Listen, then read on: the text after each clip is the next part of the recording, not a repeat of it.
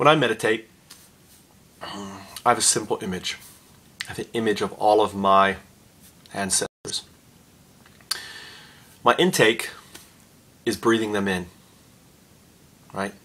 From the dawn of time,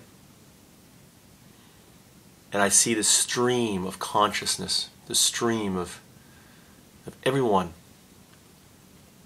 and I suck them in. And then I let them out into my world. The exhale, you see the mist. It's cold here. You can see my mist. And exhale. My ancestors leaving me. You see that?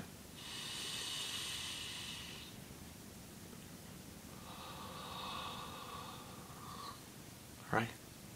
Actually, it's not cold. I don't know why. Maybe you're seeing. My name is Michael Trout, and I'm gonna start doing some talks on DU. You know, DU is a metaphysics. It's not a religion. It's not a spirituality. It's a metaphysics. It's not a philosophy. What's a metaphysics? Metaphysics is basically explaining why we're here. That's what a metaphysics. And religion tries to be a metaphysics, and it's based on science. Metaphysics is based on science, extrapolations of science, right? Metaphysics, invented by, in many respects, Aristotle and Plato. I could say that the Greek sophists. I mean, not sophists. They were the ones who preached for money, right? Sophists. They were like but the old philosopher, right? The philosophers of Greece, and their knowledge came from India. So it's not, we didn't invent it. Actually, the knowledge of spirituality comes from Asia. Hinduism is an amazing, and in a way, this is Hindu. You know, this is Hinduism. Buddhism comes from Hinduism, the mother of all religions in many respects. Hinduism is an ancient religion.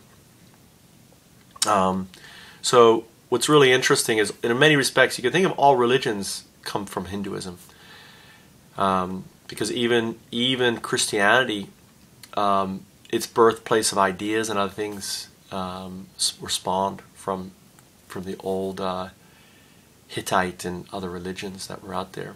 The idea of demons and stuff. But you can learn all this on your own. That's not for me to do that. Since I spent nearly 2 years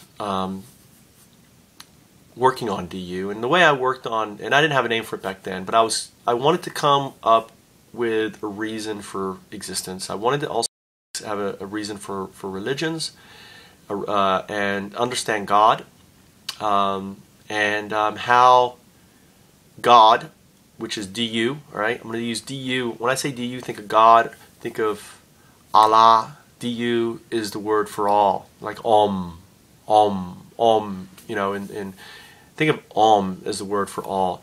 Like Lao Tzu would say, the famous philosopher, right? The God you can describe is not the eternal God. The God you can name is not the eternal name, right? The Tao in many respects is also a metaphor. You've got to think of the word God as a metaphor. And the reason why I came up with DU instead of Tao or Om or anything else, DU stands for, and it's just DU, stands for distributive unconsciousness. And basically, how did I get to my premise of DU? It's really simple. Number one, in studying quantum mechanics, I realized there's some things happening in quantum mechanics that can't be explained by science, but it can be shown in the laboratory. And there's two really profound ones. Okay, one is called supersymmetry, and supersymmetry basically says, regardless of time-space barrier, the speed of light. Barrier, regardless, it breaks that Einsteinian or that general relativity golden rule, right? That communication can only go to the speed of light. That's basically the rule, right? Nothing can go faster than the speed of light because it fucks up time and stuff. So, well, the problem with that is that they've discovered something called supersymmetry, and supersymmetry has been proven. And basically, what it says is this: basically, there are some particles that are soulmates. Think of them as soulmate particles, right? Or molecules. They can do it. They can do supersymmetry with buckyballs, which are actually pretty big. So supersymmetry basically says that when this one moves, this one's gonna. They can know which one this one's gonna move. They just know it, right? It's instantaneous. It's simultaneous. It's kind of like, you know, it's moving. And obviously there's an information, right? There's an information. You can make the assumption there's an information exchange, right? Somehow there's information, right? Because there's information saying I'm turning this one, and it knows it's going to turn this one when this one turns, right? You understand? So just as there's information in my brain doing this, right, together, there's this exchange. However, the problem is it violates the Einstein, you know, theory, because basically it says that no matter where you are in the universe, it could be 15 billion light years away. It could be right here in this room. When this one turns at the same time, that one is turning. There's no delay. It's instantaneous. And that violates everything, you know, in science. So that's number one. Number two is there's something called, which ties to this. It's called quantum teleportation, which they've proven in the lab. They can move this thing, right, and it becomes over here. Now, it's not the same thing, but there's a data transference, and that data, that quantum teleportation, violates that same speed of light thing, right? It's boom, boom. There's no delay. It's not like boo, boo, boo, boo, and then 1,000, 2, 1,000, there it is. It's boom, it's there. It's gone, it's there. Gone, it's there. So that distance, again, we could be at the, you know, where the Big Bang happened, 15 light, around 13 point whatever, around, let's say 15 billion light years away. It's gone here, it's there, right? 15 billion light years means it takes light 15 billion years to get there. However, this thing can move here to there instantaneously. All right? So that is the founding principle of DU, distributive unconsciousness, or massive information distribution, instantaneous. Because my theory and my speculation is simple, is that if it exists in supersymmetry, it exists in all things, right? Because all things are ultimately the same thing. In quantum mechanics, everything breaks down into strings, and they think that's the smallest, smaller than a particle. It's a string. It's like a vibration. By the vibration, it defines what it's going to be as a particle, basically. So, in the very pure essence of DU, that's it. All right, that what I've described to you cannot be disputed. It has been proven in laboratories. It's factual. It's not a theory. It's a scientific fact. Okay.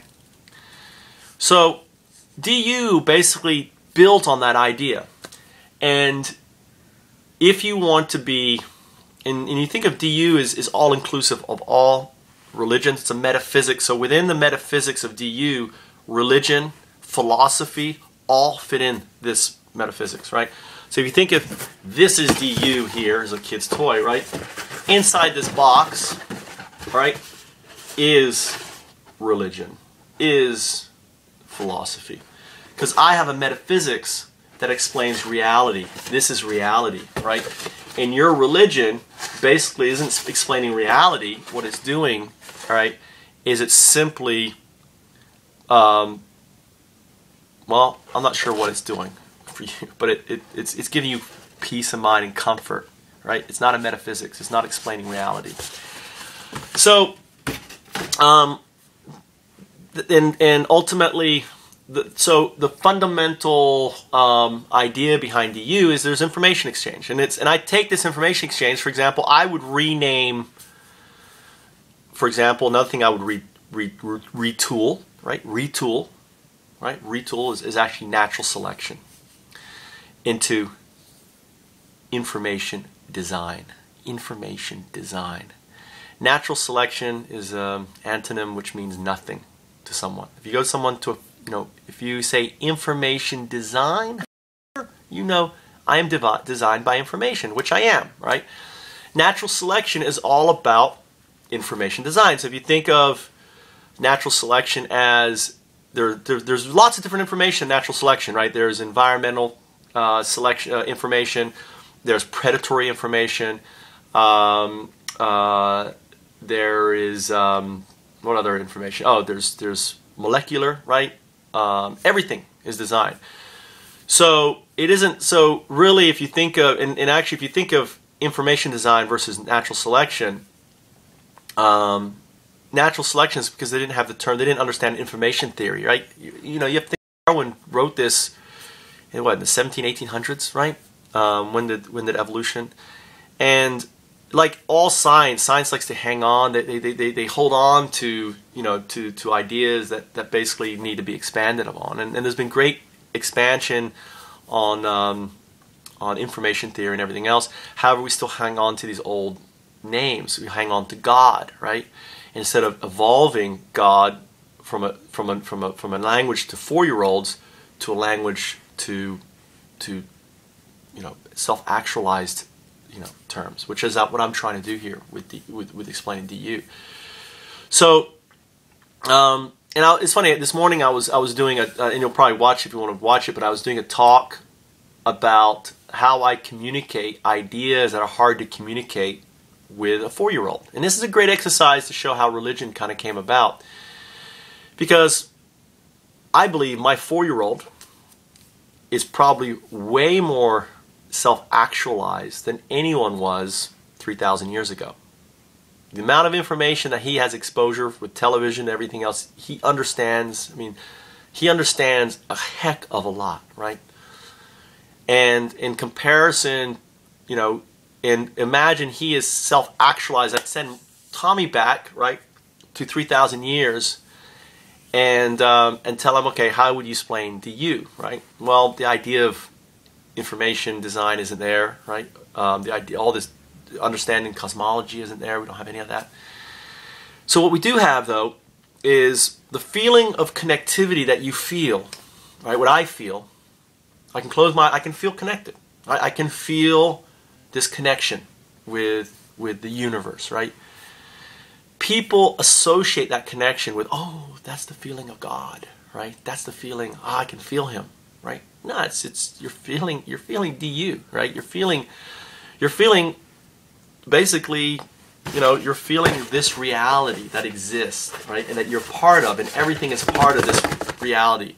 And you happen to be sensitive enough, or you're enlightened, you know, I'd say self-actualized, and this is where enlightenment comes in, all right? Enlightenment really is that connection. When you feel that connection to the universe, you are enlightened, okay? When you start understanding your relationship to things, you're self-actualized. So, you know, so if you think of religion, I don't have my vocabulary today, so I couldn't describe, you know, I didn't have anything with, you know, that I could show you as factual things like supersymmetry and quantum teleportation, just two of them. There's other cool stuff in quantum mechanics. I don't have any of that, but I feel that connectivity. And I want you to feel that connectivity. And that's where religion was born, really.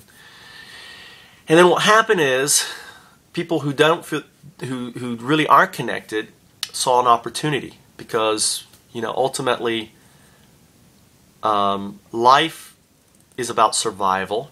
That's in our genes, right? It's all about, you know, it's about having offspring and feeding and clothing. And human nature as it is took advantage of the purity where religion was coming out of, the desire to communicate DU, the desire to communicate, right, what, you know, this sensation, this connectivity, right? And dogma came up because people basically started adding, oh, well, I think it's this, and they don't know, and they start adding, and the purity of DU fractioned into many religions, into many philosophies, all fighting each other inside the reality of DU. Right? So that makes sense. So if you go on Facebook, you'll see DU, the natural doubt, you know, the distributed unconsciousness fan site. I've never really promoted it. I'm going to start talking about it because I never started. You know, to me, it completes me as a person, right? Because I feel like I can go into any of these places in this, because it's a metaphysics, right? It's all part of my house. right? So it doesn't matter if I go into the Christian part in here, or the Buddhist part, or the Hindu part, or anything else. It's all within the house of DU. All right, and the challenge of how DU happened was, if you're trying to communicate it, like I did with my son, right? Talking about a good example is I was explaining, as I was mentioning, I was explaining about virus, right? How do you teach your kid to wash your hands? Wash your hands! I'm gonna beat the shit out of you, right? That's the normal way, right? That's not proactive. That's actually, that's force, okay? All right, that is religion. Worship me or you go to hell. The DU approach is this. It's explain the reality of it, right? So it's like, well, and again, just as the ancient guys trying to do good, right? My ancient ancestors who came up with religion, what they did is they put it in terms of things that a 4-year-old could understand. So how do I explain germs in Viking? Well, I explain it this way. There is called Viking Oni. Oni means devil, demon. Viking means virus, bacteria, Viking. And there's actually Viking man. So I didn't invent this. I'm just building on what's already there. So what I do is I personify, also anthropomorphize, okay, this virus little guy who doesn't have anything. Just like, see, God, there is no intellect to God, right? That's the anthropomorphization of, for the 4-year-old, right, for 3,000 years ago, we're just clinging on to it, right? So, and I say, listen, they live on your poo-poo, they live on your ching-ching, that means penis here, ching-ching, and they laugh, if you don't the reason why we wash our clothes and the reason why we wash our things is to get rid of the little Viking Oni. They're living. The reason why bananas turn brown is the Viking Oni are trying to eat it, right? Right? That's why you got to eat the banana before the Viking Oni eat it, right? So all of a sudden, in his reality, he gets it, right? So, when he gets older, I can say, that was just an exercise. The church that you're going to was just an exercise. So what I'm trying to bring to you is self-actualization. And that's the first step, is become self-actualized. Because you can't find that connectivity without it. And if you try to, and I'm going to now revert, because I'm going to use Hinduism, right? Or actually, meditation, something called Vipassana. If you have a chance, go to a Vipassana meditation retreat, right? Go to a Vipassana, have a chance, okay? It's, and pay what you can. You don't have to pay anything up front. Pay what you can, pay what you got out of it. That's the beautiful thing about Vipassana. Go to it. There's one near you. Awesome, awesome. One thing though, there is a little dogma in Vipassana, right? So, that's my one thing, right? See it for what it is. But it is a great road. It's a great way to get you going, right? And I don't want to talk about the dogma in Vipassana because I really love what they're doing. And it's such a small little part. And I can talk about that after the experience if you want. I'll make it an unlisted video. And you say, listen, I went there. What do you mean by this dogma in Vipassana? I don't want to burn or be negative towards them because I love what they're doing so much, right? And I got to thank Irina Brown, who told me after I did my Shakespeare Festival, you got to do Vipassana, you got to do Vipassana. Irina, you were right. And that event, it was the birthplace of my self-actualization, and it was the birthplace in a way of me starting to think about the you. And I spent 2 years when I came here that all I did was research, read. Actually, I didn't do any reading. I was listening to everything I could on the Teaching Company has amazing lectures, right? Download Teaching Company. I used BitTorrent, got them all down for nothing, but but I didn't have any money, so I'm sorry. But I think education is more important than, be honest, paying, right? The guy. If you've got knowledge, I'm making this knowledge for you. All my videos are free. There's no ads except for my ads on, right? I believe that education should ultimately be free. the goodness, the greater goodness is better than the immediate goodness, right? Yeah, you got to make a living, but you know what? If we don't educate the world, right, you making a living isn't inconsequential because the world's going to die, right? And ultimately, education has to be selfless, but that's another talk.